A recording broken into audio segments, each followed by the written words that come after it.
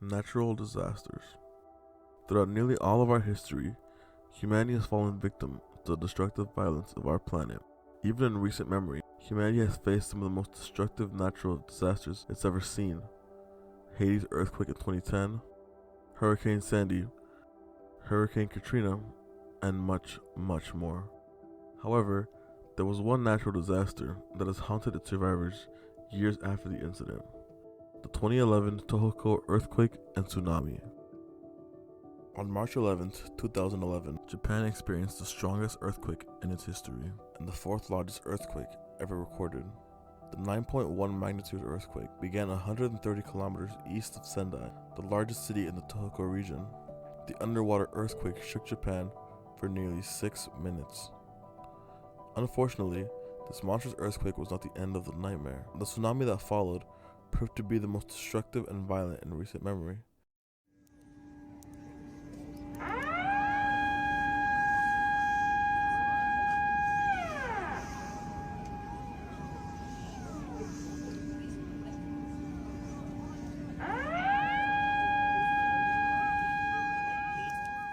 With waves up to 40 meters tall and with speeds of up to 700 kilometers per hour, the tsunami brought nothing but death and calamity to the Tōhoku region, destroying around 45,000 buildings and damaging another 144,000.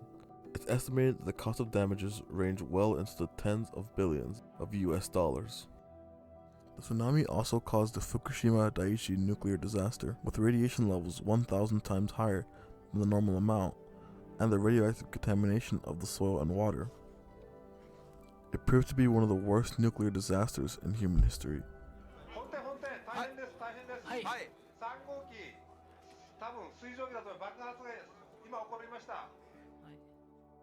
Since the earthquake and tsunami, Japan has begun to heal.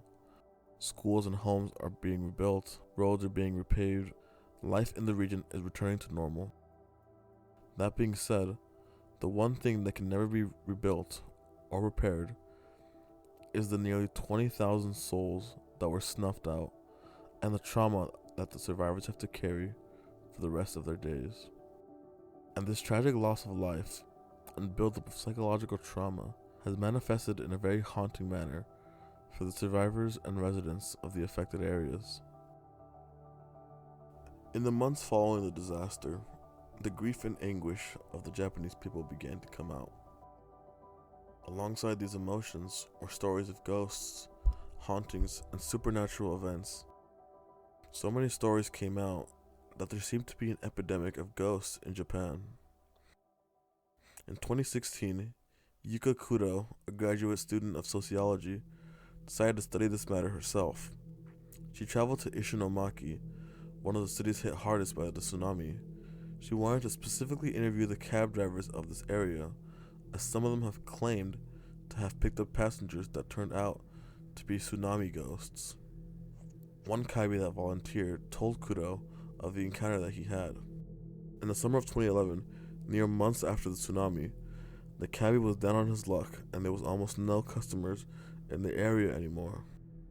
So naturally, he was shocked to see a young woman hailing him down. She wore a heavy winter coat, but it was the middle of summer. And not only that, she seemed to be completely drenched, and it hadn't rained in days. The driver barely had time to process these facts before she climbed into the back seat. She asked to be driven to the Minami-Hama district. "That area is almost empty," said the driver. "Are you sure?" There was a long silence. Then, in a shivering voice, the woman asked, "Have I died?" Terrified, the driver turned around to find absolutely nothing nor anyone in his car. Another story tells of a man in Kurihara that after the tsunami, he now despised the rain because whenever he looks at the puddles, he sees the eyes of tsunami victims that he once knew. In Onagawa, there is said to be a ghost of an old woman that haunts a refugee home. It is said that she regularly sits down for a cup of tea, and when her visit is over, the cushion that she sat on is soaked in seawater. Whether you believe in the supernatural or not, it's hard to ignore all these claims and stories coming from the survivors. And honestly, it doesn't matter if you think these stories are real or not. They're real to the people who believe in them, just as real as their pain and suffering. Despite Japan and certain global polls being one of the least religious nations on the planet, Japan still maintains a long-standing relationship with ghosts. In the Shinto religion, the indigenous faith of the Japanese people, spirits can inhabit all things animate and inanimate. Many Japanese have come to believe that the tsunami took people before they were ready to die, leaving their restless spirits wandering. Could this be true? Could there be a host of spirits wandering the haunted shores of Tōhoku? While the existence of ghosts and the supernatural has been explored and debated for years on the internet, what does in fact exist is the reaction of the survivors. Dr. Charles R. Figley of the School of Social Work at Tulane University confirmed that trauma shared by the masses often produces strange collective reactions. It is not uncommon for fellow survivors of catastrophic loss and dislocation to have common reactions, be they paranormal sightings, sounds, or smell. Ghosts, for some, are more tolerable than the void created by death.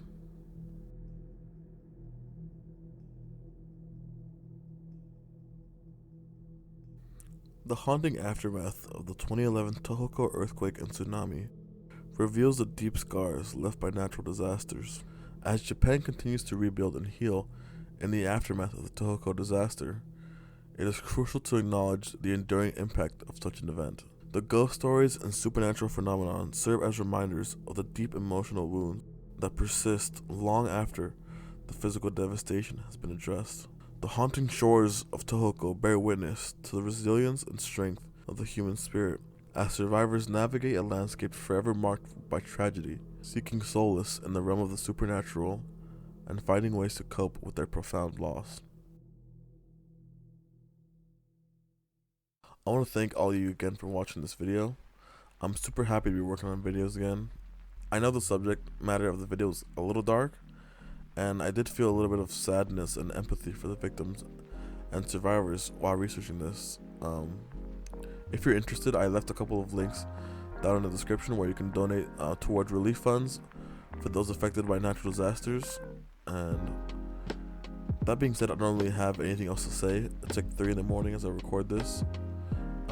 But if you liked the video, I would appreciate a like. If you loved it, a sub would be great. If you have any thoughts on the topic, please comment them down below. I read every single comment, and I'd love to hear your thoughts. That being said, I need to go to sleep, so thanks again for watching, and I'll see you soon.